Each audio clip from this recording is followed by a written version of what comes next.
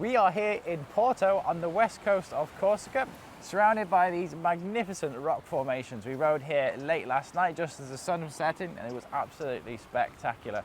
But this morning we're going to explore a little bit of this village. Yeah, the reason why we've chosen to stay in Porto is because it kind of connects three of the great roads here in Corsica. So the one we rode yesterday, we also have one more to ride tomorrow, and then tomorrow afternoon we'll be riding straight into the mountains and seeing one of the biggest roads in Corsica. So it's kind of the perfect hub in terms of location for you to see some of the great roads of Corsica. Yeah, you could probably do a few little day trips from here and use it as a little base camp. But let's go and see what's in Porto.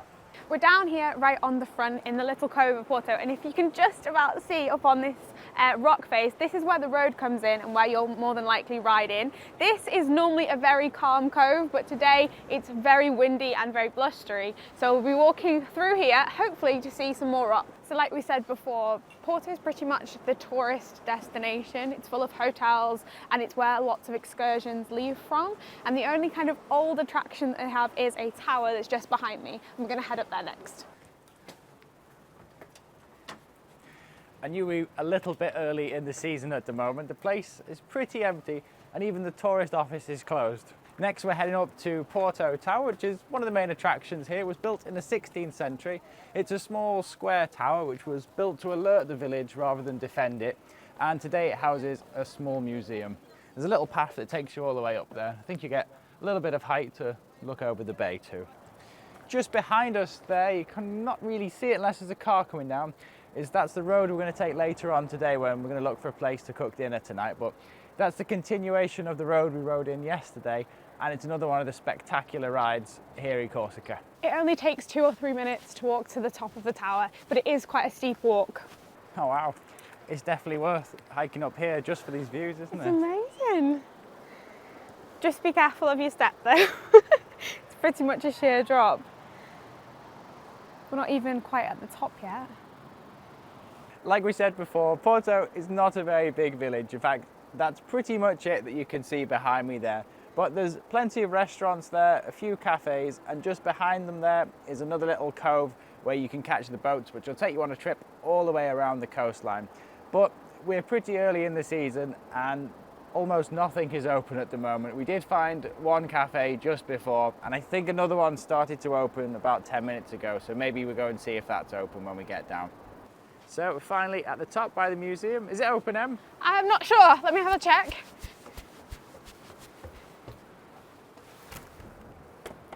No.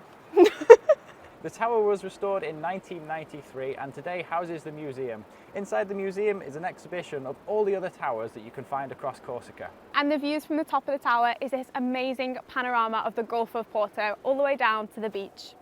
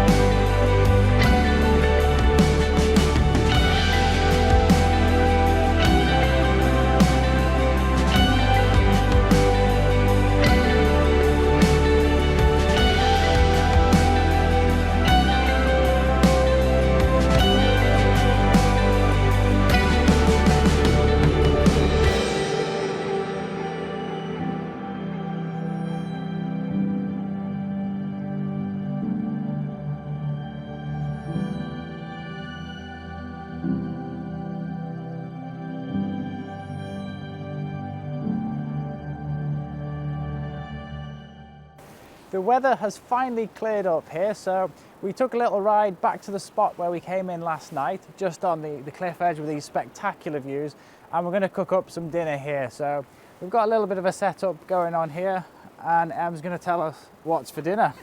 I'm just doing something really simple. I'm going to do pasta with tomato sauce, spinach, and some pea protein as well in there. And we're going to cook it up here with this incredible view. We're very, very fortunate the fact this road is empty today. I know it is normally chock-a-block busy in the summer, so we're going to enjoy the fact that we've got it all to ourselves and have a little date night dinner here right on the side of the road.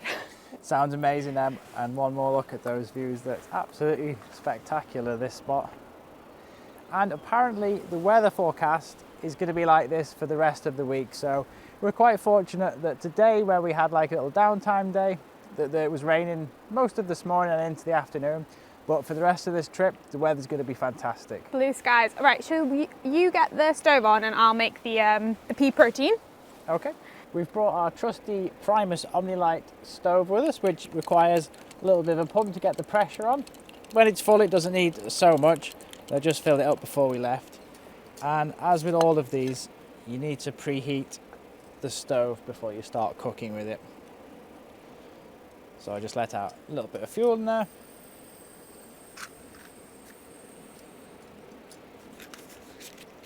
And then ignite it.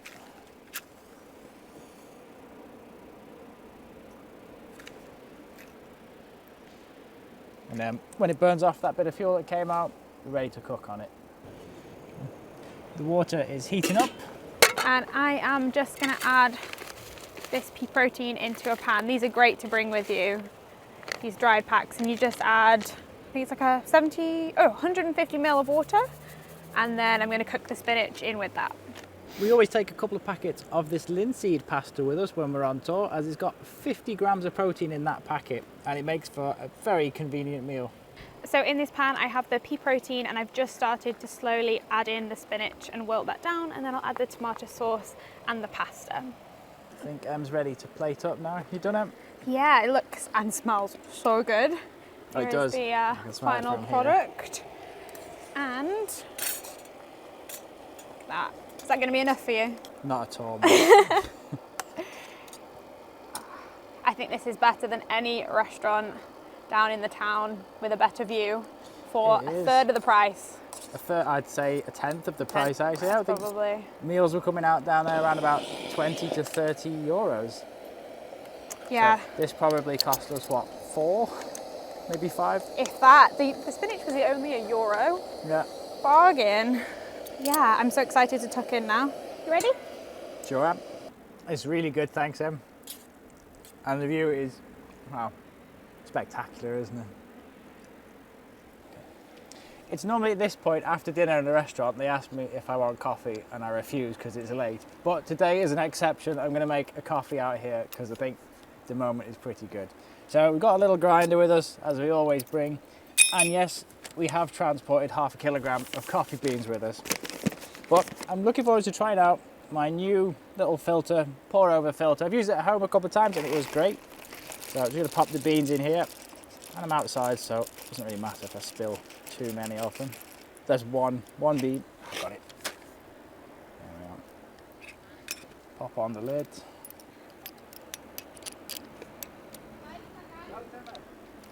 Hi. And now for the therapeutic grind. Set this a little bit coarser than I did last time, because I think with the pour over coffee, the grind needs to be a little bit coarser than with the mocha pot. 10 minutes later, I think that's enough. Oh, it smells great. Pop that in there.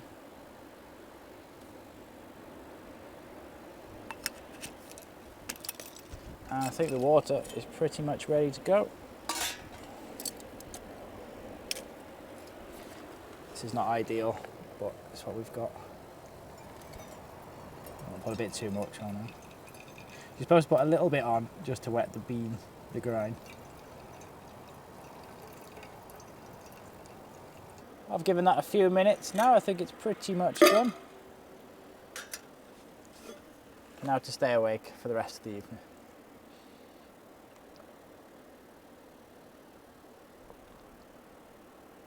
Actually not bad at all. I think if it was breakfast time, I might put double the amount of coffee in there. So what started out as quite a wet and dreary morning has turned into the most gorgeous sunset evening. We've been cooking out here and just enjoying the view. This place is absolutely insane. I don't even think the camera does it justice. No, it doesn't. I'm really glad that the weather turned good again. But speaking to someone in town, he said if it's raining one day, the next day it'll be fine, because the weather here in Corsica is really, really good. And tomorrow, I'm really looking forward to that, because we're going to go ride the other side of this cliff, and then we're going to come back on ourselves and head inland. Yeah, we'll be heading through the interior of Corsica, past some of the biggest mountains that the island has to offer, and straight down towards the capital. So we'll see you all in the next episode as we continue our journey through Corsica.